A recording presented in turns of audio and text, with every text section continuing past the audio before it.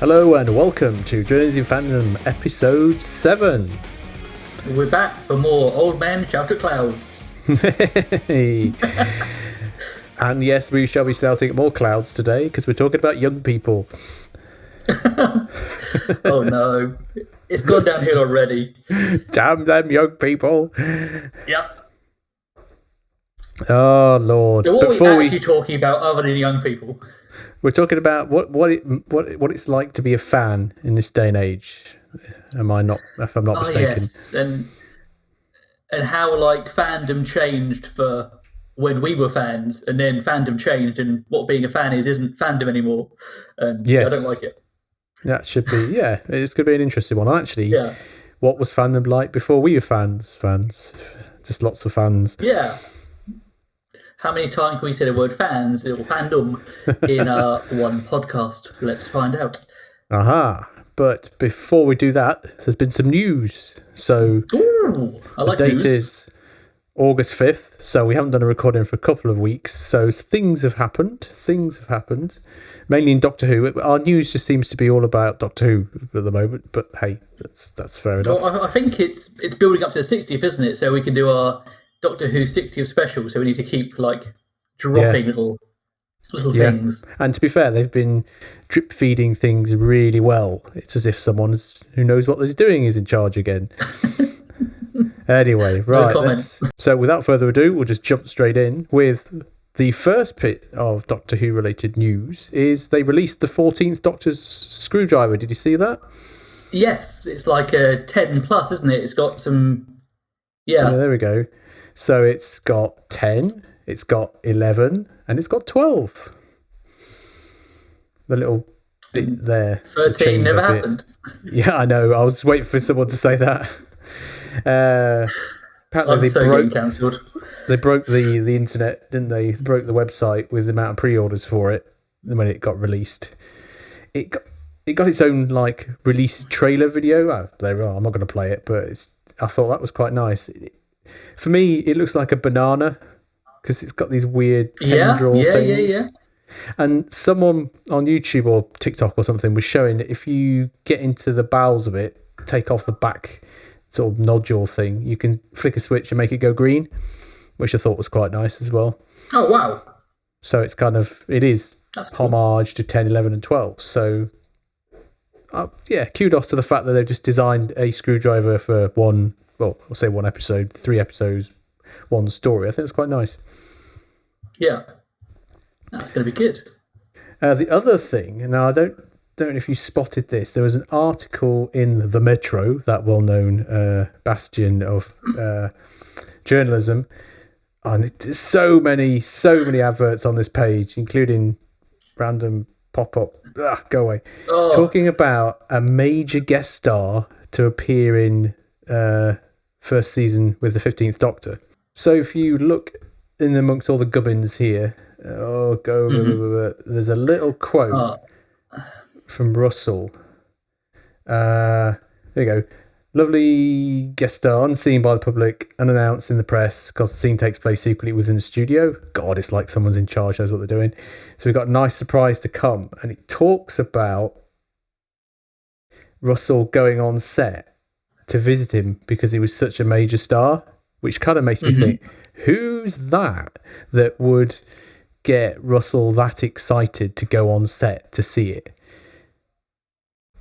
It's just an interesting thing. It's like, well, because he over the years has thrown in loads of people he likes. He knows loads of people. So I've been thinking about this because I'm reading this one.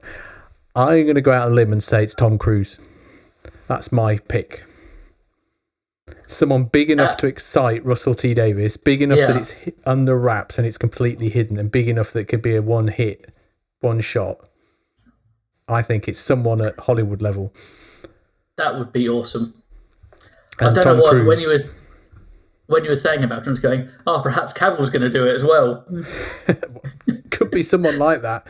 I think it's going to be someone at Hollywood level that they've managed to persuade to come in, do a couple of scenes, and then move on, rather than it being, because he's there's lots of niche British actors and actresses he's already used, but the way the article is written, it's as if it's somebody else massive. So yeah, that's it. So we won't know till next year, 2024. But that's my prediction. Tom Cruise. Is it going back to Doctor Who? Is it weird that I'm actually excited for Doctor Who again? It's really strange. Yes. I actually care. Yeah. Gone are the days of, I'm going to have to watch this. I am genuinely looking forward to November because it's going to be really good. Yeah. I think what we should do is arrange like a viewing party. We could do it. I might have to come and visit you in the north from me. The north. The grey. Well, actually, I can say it is very grey today. Yeah. Yeah, that'd be really good. I think we should do, because we watched the 50th in Birmingham, wasn't it? After a convention. Yes, and we watched Capaldi's first episode in the theatre, the cinema. Yeah. So it makes sense to have some kind of watch party for the 60th. Yeah, and we just rage for the entire episode, if I remember rightly. Well, hang on though. It's not one episode though. It's 3. So we'll have to watch. The last one will be on the actual day, won't it, or thereabouts? Yeah. Yeah, I think we even need to watch the first one and the last one together. Yeah. Can I face Tenet regenerating again? Am I ready? Am I emotionally prepared? It's not going to be the same though, is it? It's going to be something different. There'll be some shenanigans with it. It won't be as obvious as what we think, I don't think. Yeah. No, for sure. Well, that's the news as it stands. Yes. So let's talk about Two Old Men That Shout at Clouds. So what is it like to be a fan these days? And what was it like to be a fan in our day?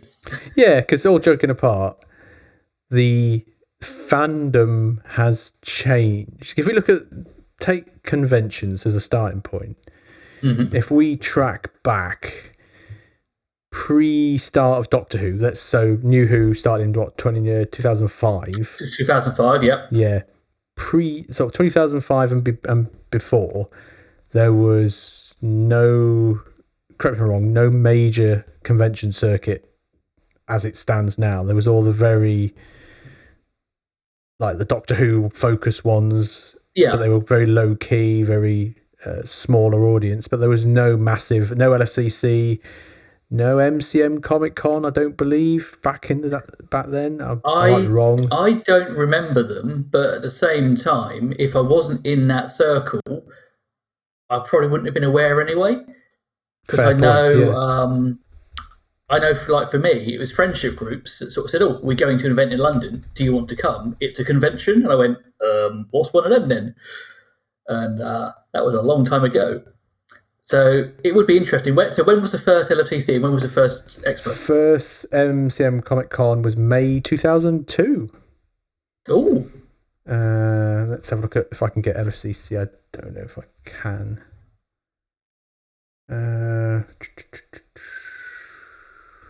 Because you only put Comic Con on, you get it'll be on their message board or something. Yeah.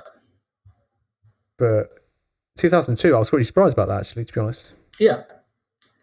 But actually, if that was the first one, it would take a few years to build. So actually, us not being aware of it pre-2005 kind of makes sense. Yeah. Obviously, like MCM is a huge entity now. It's one of the biggest. 2004. I know 2004. Showmasters. Cool. Oh, they've got a Wikipedia page. Should have looked at that, shouldn't I? Yeah. So you're Wembley, right. Wembley Exhibition Centre before moving to Earl's Court in 2005.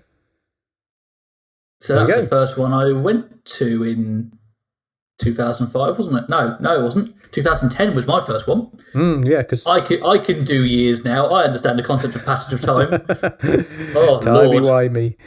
Yeah. So, there you go. So I'm surprised about that. So it was there, but obviously no way as popular. And I think that's right, because obviously things take time to sort of come into like their own and sort of become part of like the public's zeitgeist almost. When was the first San Diego Comic-Con? Oh, that was, I think I just seen that. It was 1970 something. Let's have a look. Yeah, because that's obviously the one everyone talks about. Yeah. March 21st, 1970. But that was when it was a comic convention. Yeah. And it's only been very recently that it's been taken over by this massive media event. Although, did you realise that Comic-Con actually took place this year? No one noticed it because there was a strike. Because none of the it was back to what it was originally like. Apparently, it was a comic convention for the first time in ages. Yeah, because I know loads of people were panicking about it because obviously with the writer's strike and the actor's strike, everyone's sort of going, well, you can't promote anything, so there's literally nothing to talk about. No one's going. Here's a question. First one, March 21st, 1970. How many people attended? And 500. Between 60 and 75.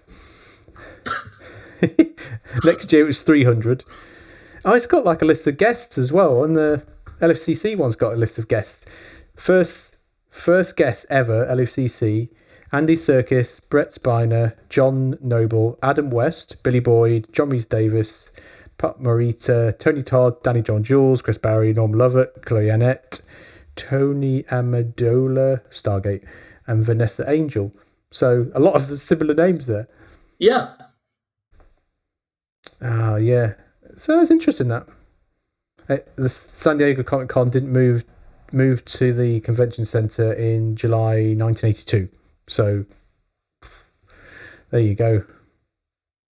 Bit of history for you. So we were talking about like sort of pre New Who. I can't believe we now use like New Who as our like point in time. Yeah, point in time. Pre New Who, post New Who. Yeah.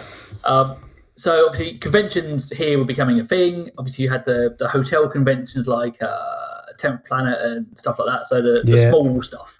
Go away for a day or a weekend and see some people and and then obviously the big stuff happened. And it's weird, or it's not weird. It's nice how it's become a more mainline thing. Correct. And admittedly, being of a certain age, let's say, it's gone from being uncool to cool. Oh yeah, it's gone mainstream. And I'm still not comfortable with this. Yeah, it's very much mainstream now. What with like the MCU and all that kind of thing, it is. Yeah, it is kind of that big. It is the thing to be involved in now. Yeah, and it's almost you have to know about like comics and films and superheroes. They're so mainstream that you just can't exist without knowing about them. Yeah, and it's quite a surreal thing. So you then have an opinion on a comic, and then you've suddenly got, thanks to the internet, the worst invention ever, suddenly you've got like 10,000 voices going, you're wrong, and this is why you're wrong. And you're thinking, for God's sake, I just want to read a comic and enjoy it. Yeah, I suppose that's it. It's kind of like, it's that kind of, not say gatekeeping, I'm trying to think, I don't dive. It's kind of that thing where, especially now, is you've got the group of fans who've been there since year dot. So we can use Doctor Who as an example here. Yeah. You've got the people who came on board with the New Who. Then you've got the other group of people who came on board with Jodie Whittaker. And there's different groups, all have different tastes and like different things. And you can say that's the same for lots of different things. So you've got the, I don't know, X-Men people who read the comic books, X-Men people who came on the cartoons of the 90s, and X-Men people who've only ever watched the films. That's a really crude example, but it's those three things. And I'm looking behind you, Lord of the Rings. People who read the books, people who've seen one film, people who've seen all the films, people who've seen the crappy TV series. So there's lots of different things. So yeah, different fan groups. Some people like that. Some people do not like that. Some people say you have to have watched and read every nth article about it to become a fan, and other people just enjoy watching it for what it is. It's very much now is there are groups of fans that kind of merge, mingle. Some like, some get on, some don't. Yeah, and I think like one of my friends was saying, because I was saying, oh, we're going to talk for this podcast. We're going to talk about like fandom, what it is to be a fan, and like the whole if you get quizzed when you walk into a place because actually, are you a proper fan? Actually, if you happen to be female and a fan of something, suddenly you have to be so much more into something, or prove you're so much more into something than like your generic fair weather fan almost, that it just seems horrific.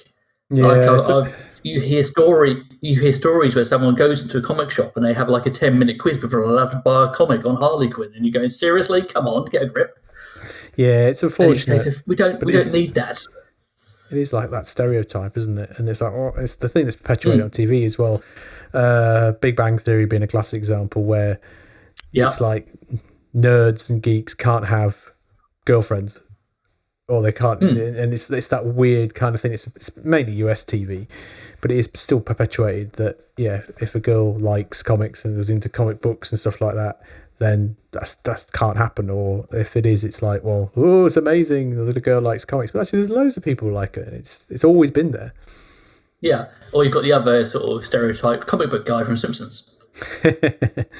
Kind of the overweight, sort of neck-bearded, randomly receding hair with a ponytail that lives in a mother's basement. You're going, oh, dear God. That is stereotypes are true for a reason. But well, that's it. You've always, and I'm not painting everyone with the same brush, by no means, but you always had those people, even at the old conventions, who knew everything about everything. They knew timings of episodes. You said this in episodes, and fair play to them. I can't get that in depth with any show. I like lots of things, but I can't get to the thing where I can quote like an episode and time stamp it when people do stuff. It's like, well, that kind of happened then. I can't remember exactly when someone said this, but yeah, there's that completely different level of fan whatsoever. Yeah. Well, it's like, I know years ago I was doing an event at a school of all places, and I had this youngster come up. He must have been, year 7, 8 maybe? And he was going, I know more about Doctor Who than you do. And I'm thinking, are we really doing this? I'm here dressed up as a character, and you're now going to quiz me on my knowledge of Doctor Who. Please, let's not do this. I'm not in the mood. And when they Did go, you win? I think so. It's a moment of name all the doctors. All right, cool. Let's go, boys. So you wouldn't be able to do that these days, would you? Because there's all the millions. No. Anyway, we don't. Yeah. No, it is. It's a funny thing. Yeah. It's like again, when I was over at Dragon Con, I had a chap trying to do like a doctor off almost. I'm thinking, I'm not in the mood, mate. And he was sort of saying, oh yes, like my coat's more accurate than yours, and this suit has got this lining. And I just went, mate, I'm British. Hands down, I win. Move on. Admittedly, it's a case of yes, shut up, go away. Not necessarily in that order. That's a whole different podcast, just cosplay and the levels you can get to and the extremes you can go to. Yeah. I suppose as well, like you said, with the internet now, it's really easy to become an expert, which is good. Because if I get into a TV series that's not brand new, I'll just hop on Wikipedia and go, okay, I'm going to read about this because I'm interested in finding out what's going on.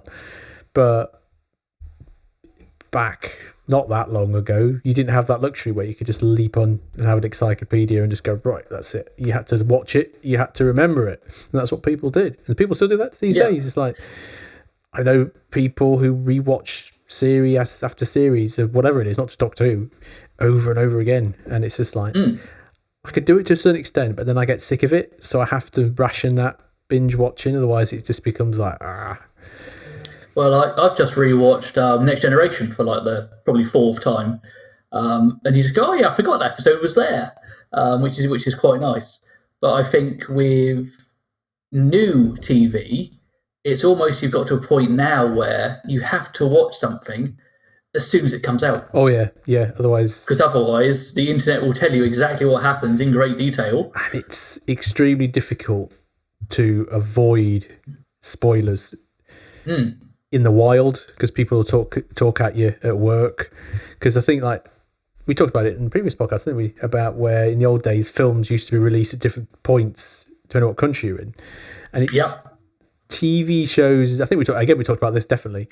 Game of Thrones, I think, was the last one that was released in the States, simulcasted, wasn't it, over here and at the States at the same time. But yeah, nowadays you can't avoid spoilers unless you just disappear off social media for a week to avoid, which is fine.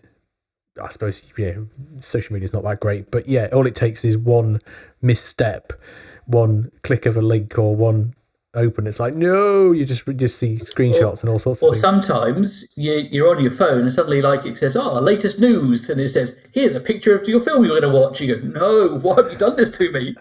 My phone's betrayed me. TikTok's the worst for that, because there's no filter. You just flick up and then the next video is like, no, it's too late, you've already seen it. I've been spoiled multiple times the last couple of years with TikTok. Well, it's like the new series of Good Omens has just come out, and I think it came out on like midnight, and they released the whole thing. And I know some people literally sat there and went, right, I'm watching it. And you're thinking, but it started at midnight. I don't understand how this is going to happen. I couldn't even do that when I was younger, let alone now. Yeah, God help your sleep schedule kind of thing. But they go, I'm just going to watch it now so I don't get spoiled. And I'm thinking, that's admirable, but oh God. Yeah, it was I'm trying to think of some franchises did embargoes, and I can't remember who. There was a really good one where they actually said, I can't remember what it was. They put an embargo on like Facebook, and they said, we will not speak about it until this date. And actually the fans all followed it, and that was quite nice. But yeah, it's very difficult with binge watching to actively avoid spoilers unless you're just completely disconnected from everyone and everywhere. That's one of my talents, personally. I have social media, but I don't read my newsfeed, and that's my rule in life. Ignore the newsfeed. Yeah, and the algorithm, once it's got you. But it's even like YouTube. Obviously, the algorithm spits out stuff you're interested in, so you just need to open YouTube, and you've got all the thumbnails, and it's like, no. And it can be a bit dicey. So yeah, I suppose that's something for being a fan these days. Is spoilers are everywhere. And if everything just gets dropped at the same time, it's not like you're watching it week in, week out. It's literally, right, either way you watch it or you just avoid it and hope that no one else talks about it. Yeah.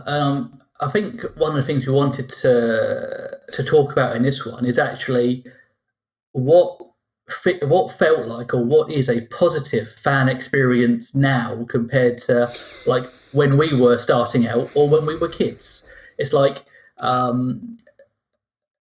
as a youngster, I could just go, yeah, I like this. I'm a fan of it. It doesn't matter if anyone else is. Like in my younger days, obviously I started off as a war gamer and a hobbyist and watched X-Files and all these sort of things. Naturally, I'm thinking, have I got anyone to talk about any of these things with? Not really. Does it matter to me? No. Whereas nowadays it's so interlinked and almost like friendship groups are built on sort of these shared interests, which is how friends should be. I've just realised I'm quite weird. I just had a realisation of, oh God, I'm not normal. Right, so there we go. There's the tagline. Mark that one. All right. I think that you hit on a good thing, because it's a positive thing that the way fandoms are these days does bring people together from all over the world. You can have friends that, whether it's gaming, watching stuff, commented on stuff, who never meet. Yes.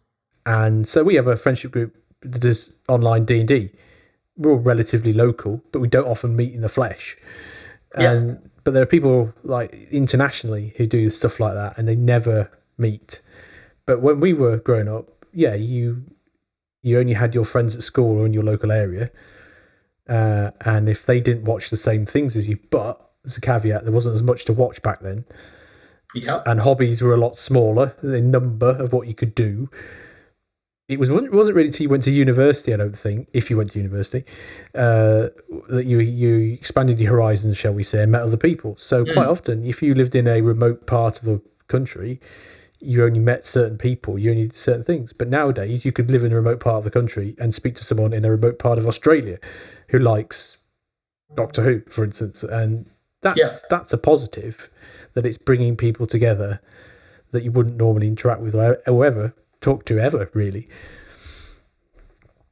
Yeah, but I think you then also end up with, the more people you involve in something, the higher levels of toxicity you get. And drama. It's like, oh yes, I remember like when I used to do fan page adminning in my younger days, and literally you would have groups of admins of fan pages that would have like physical hatred of other groups of admins on other fan pages, and if you dared interact, you'd be like hung as a heretic almost. You're just going, Jesus Christ, guys, it's not this is not life and death. But they get so obsessive, I think is the that's the good word, trait. but but you just think, oh Christ, just dial it back a notch.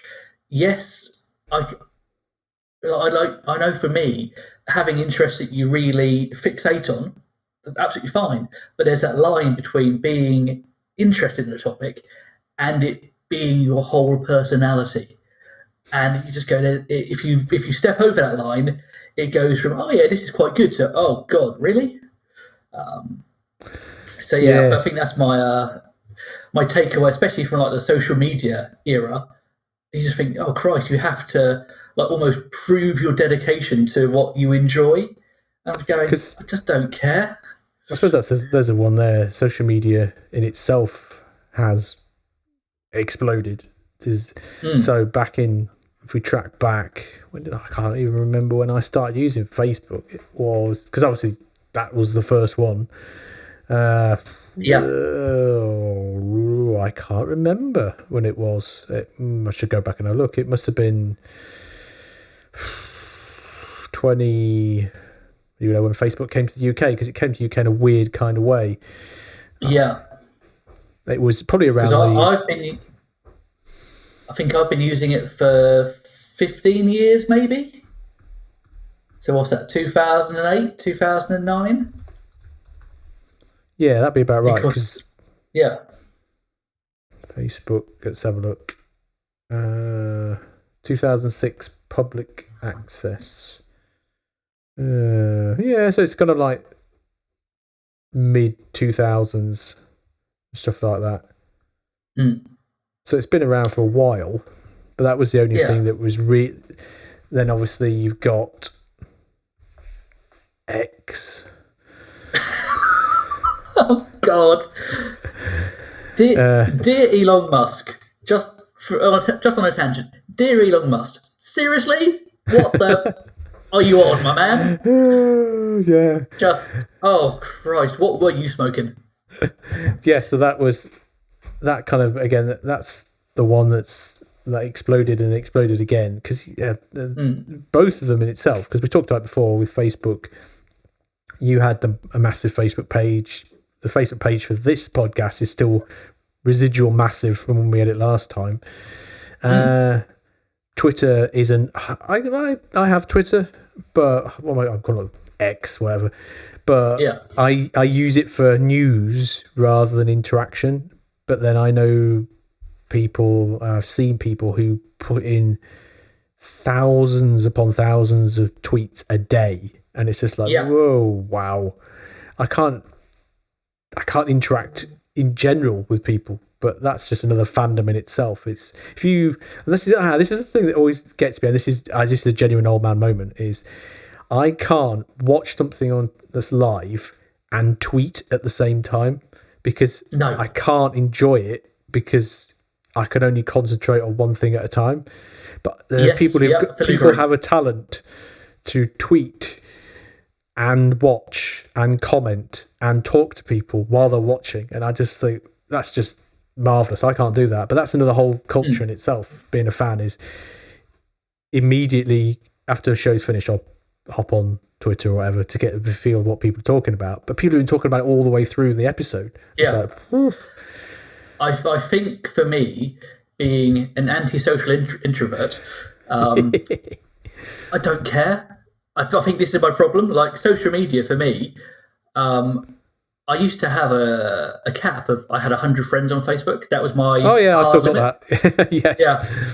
Yeah. I've had to increase it nowadays because I'm trying to be more active in the community, darling. Just on the wrong platform.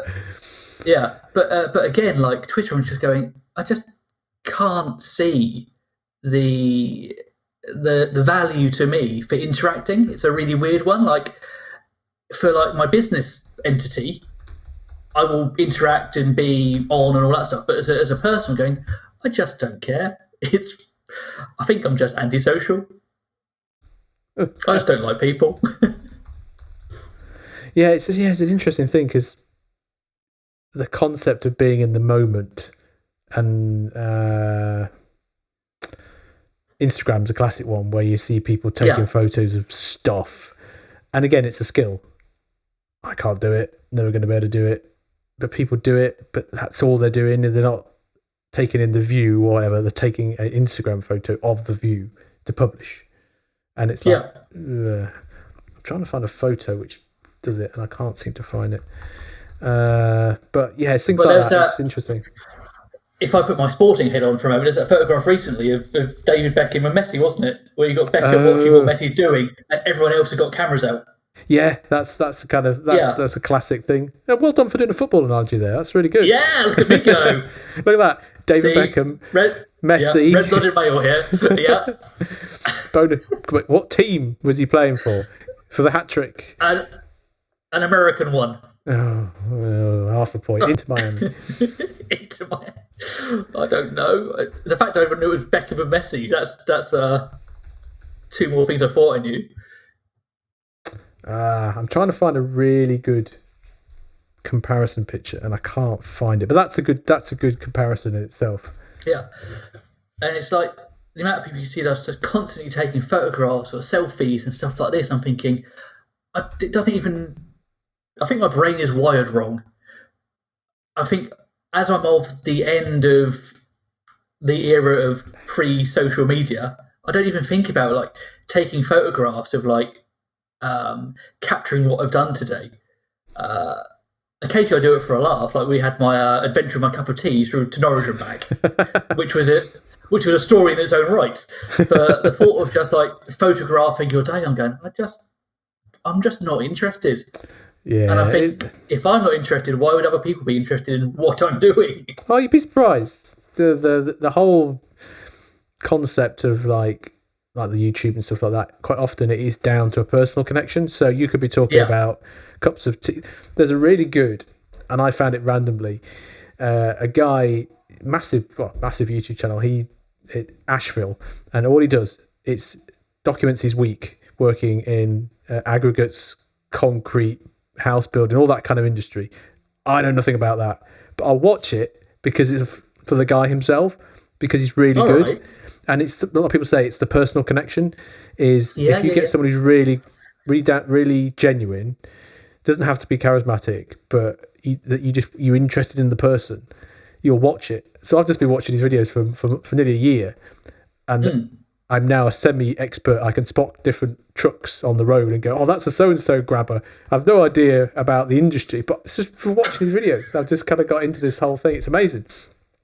And sometimes it is just down to the genuine personal thing that's how people connect through, especially TikTok, because it is that window into someone's lives, and people are inherently nosy and inherently like to know what people are doing. And that's how some of the better sort of social media people do it, it's them. None of these, like not the Uber really successful ones, but the ones that are genuinely just doing it. And it's an interesting thing about sort of getting views on people. But I was trying to find a photo and I can't find it, but there's a photo of Obama after he was elected, and Bill Clinton after he was elected, and the crowd. And in the Obama one, they're all holding mobile phones, taking photos and video. And in the Clinton one, they're not. It's the crowd is black. You can't see it. And it's dark. And it's just showing how that one piece of technology has completely changed people's kind of outlook on life. Yeah, but it's like you go to a concert nowadays, it's all phones up, as opposed to actually just watching the moment. Oh, yeah. And fireworks, bonfire night, everybody films the fireworks, and probably 90% of them never watch it ever again. Yeah. It's interesting. And it's not until you have children that you actually realise some of that, because you kind of watch it through a kid's eyes. You get to see it again, but sometimes you just get into this rut of just filming stuff because I want to film it. Granted, there are people who do it and they are really good at filming stuff, but yeah, it's weird that we've kind of lost that ability to be in the moment when it comes to watching TV, getting it back on track, watching TV, being at a concert, because we're always incessant on taking photos or filming. Oh yeah, I don't mind taking the odd one or two photos, but quite a lot of places you're not allowed to, are you? If you, especially in a closed environment. I'm going to go off on a slight tangent. This whole podcast is tangents of podcast. About Major League Soccer, then. Yes. No, I'm just thinking, actually, talking of phones and the whole capturing a moment. It's like, again, when we were young, you took a photograph, you had it developed, and you had a physical photograph. But actually, like now, it's a digital medium. And you think, well, actually, what have I got to show for any of these experiences other than some pictures in the cloud? Like the whole thing where people would have like the photo album, photo frames, and the whole, like, you just have like your little scrapbooks and like little passport size photographs stuck on fridges and stuff like that. I sound like a real old man now, don't I? But yeah, the whole thing of actually, if the cloud ended tomorrow, what of these interactions would people even have anymore? And I think it's I think from redoing my house is kind of reminding me, because I found like newspaper clippings of your wedding and stuff like that, and it's all these old memories. And actually, I've kept these for a reason, and it's just like the classic like memory box, rather than going. It feels a bit soulless on a phone. Yeah, that is true. I think it's undoubtedly extremely handy to have it all backed up in various places, but yeah, the physical medium, we don't have that many pictures actually stuck up. It's all electronic stuff. So but then that's all we have as kids. You have all your photo albums, which they do degrade with time, but you're right, if Apple, Google decided to pull the plug on it, you'd lose everything, wouldn't you? You'd just be, all your photos would just disappear. And the amount of times I've seen people saying, I've lost my phone and it's got all my photos on it because I don't back them up and stuff like that. And there's a tip for you, ladies and gentlemen, for an IT professional: always back up your photographs. Yeah, in multiple locations. It's like when people are gamers, like console gamers, and they go, "Oh yes, I've just bought this game and I've downloaded it," and they've turned the server off. And you're thinking, well, actually, like in the old days of physical media, you didn't need a server to play anything. No, I'm trying to bring this back to fandom really slowly, because we are in the weeds right now. Well, we can link it back to multiple podcasts, streaming, and the fact that things disappear forever. Yeah, I still get. I said it before. I get discs of the films I really like. The Doctor Who discs I'm keeping. I'm not getting rid of them because they're forever getting tampered with. So there it is again. It's fandom in itself is, and I'll link it back to fandom. Gone are the days, well, they still do it, I think. You used to get, do you remember the time you used to go to conventions and you had a photo shoot and you had to wait for the people from LFCC to come back from Boots with the big pack of photos, and then there was a scrum to pick them off the desk. Now I think nowadays they print them while you wait, and you get a digital copy at the same, like you can download it at the same time. But we remember the change, don't we? Where they say, "Oh yeah, come back in 2 hours and we'll have your photos back." And there was that massive, and then they changed scrum. to those big laser printers. So literally, it would take the photograph, spit it out there, and then. But also, like with it being spat out there and then, I know they used to fix a lot of things in post. So they would take 3 or 4 photos, and if you had like eyes closed, they'd just Photoshop the eyes open again. Yeah, there was always a little bit of stuff going on there. Yeah, I remember that. And there's always a massive like scrum to get them off the desk, and people would finger their own photos. Oh bloody hell, that wasn't that long ago. No, and I think that also shows how quickly things change. Because again, in our short convention lifetime, things went from being relatively small to suddenly it's mainstream. You have to buy a diamond pass to even have a chance of seeing the big celebrities. The costs went from it's a tenner for most people to you want to see someone who's actually famous? That's going to be £100, mate. You just go, cool. I think that's not great. And the whole concept of it being, it went from like very much meet and greet to production line talk, and it became very much less personalised and more right. We're going to churn through, make the likes of Stan Lee and our 80-year-old man sign so many things, and then people getting really pissed off when he had to have a break and that kind of stuff. So it sort of fostered that kind of thing where you just get into a queue and that's it. You just get churned through.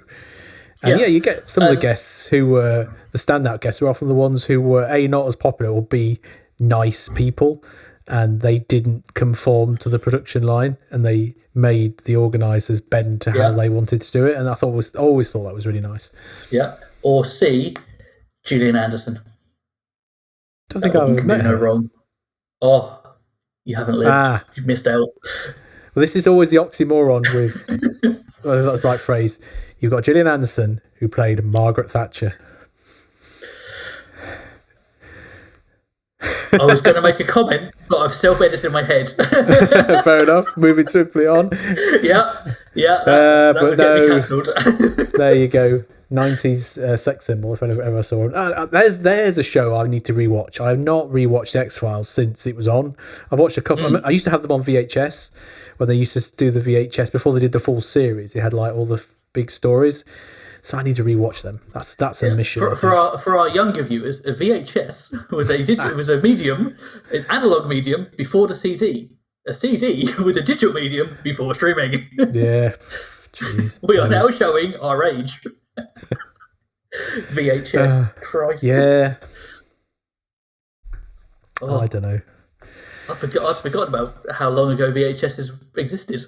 Yeah, because it was DVDs came out end of the 90s, and they started. Yeah, they were. I was still watching VHS at uni, up until I left. So that's like early 2000s. So DVDs proper didn't really start rolling out until mid 2000s. And then it was Blu-ray and all this stuff, and you thinking DVD and. Yeah, and now you don't have anything. It's all digital. Yeah, but then the quality of 4K disc is still miles better than what you get on the screen. That's true. What else have we? Because obviously we have gone well into the weeds in this. Yeah, we'll just drag it back. Yeah, I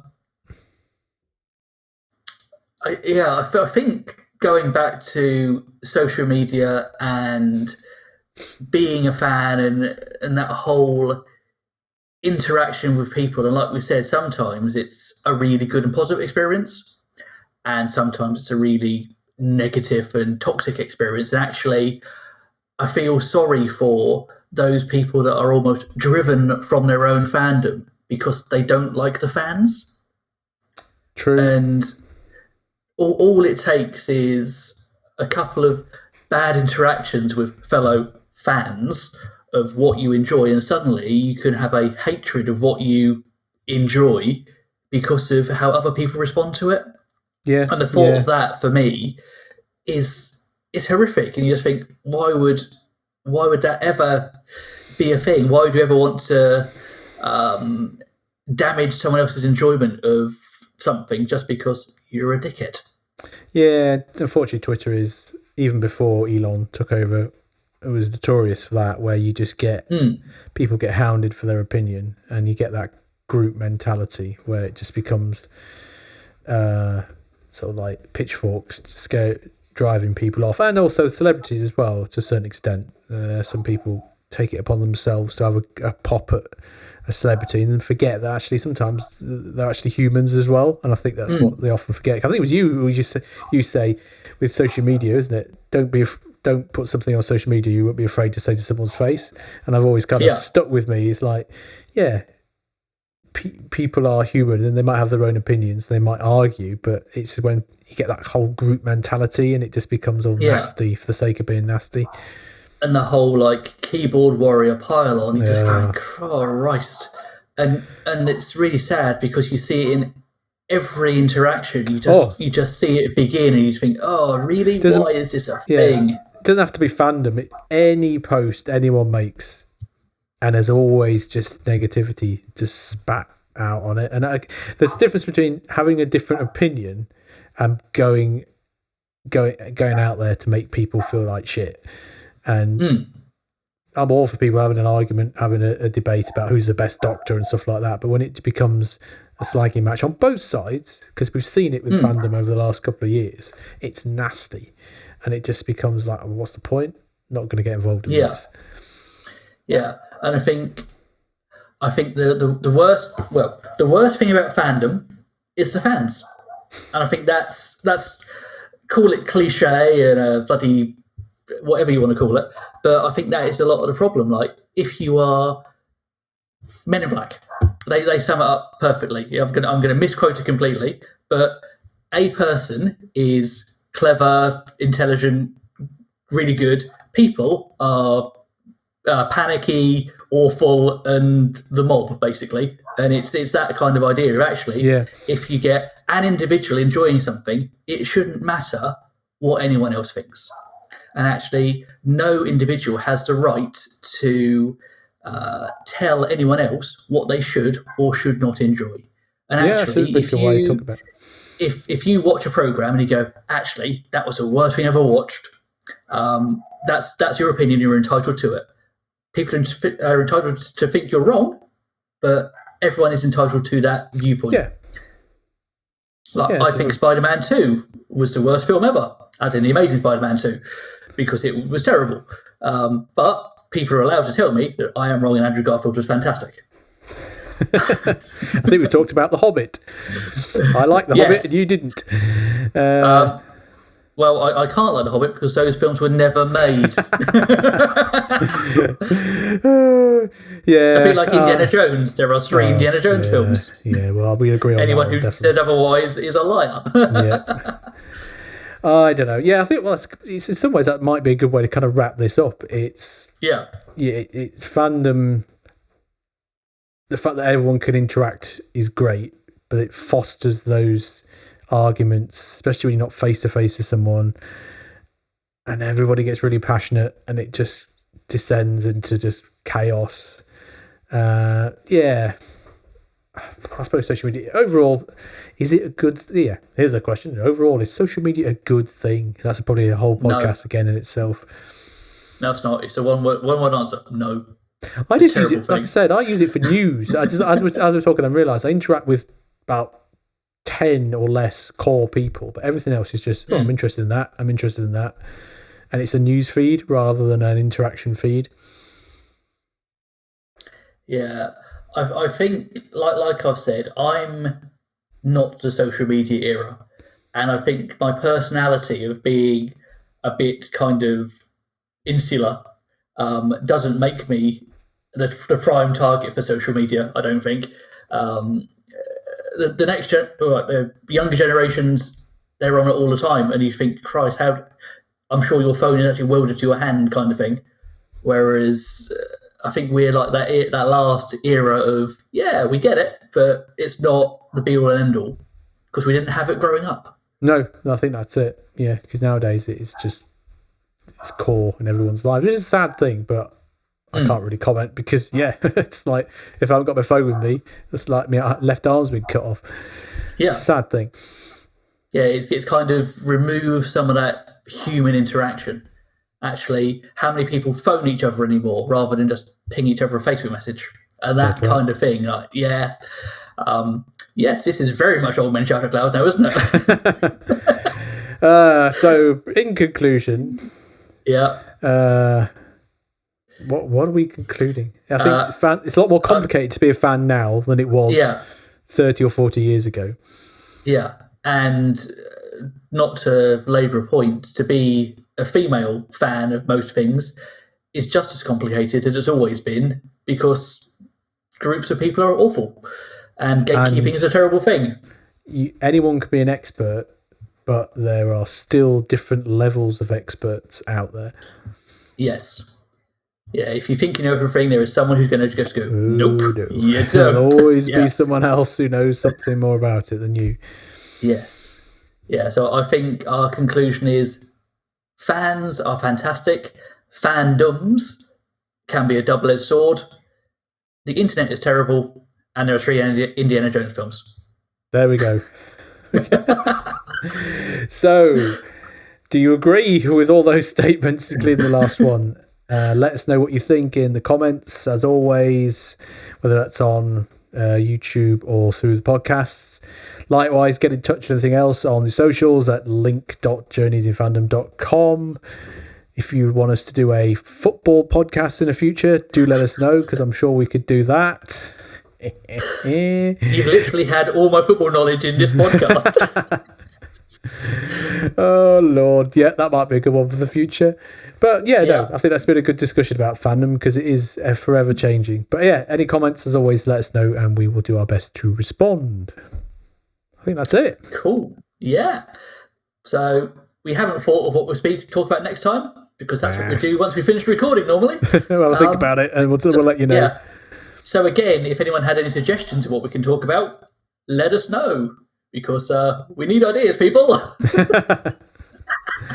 Right, okay. We will go away and do some brainstorming. Until next time, I'll say goodbye. And I'll say goodbye.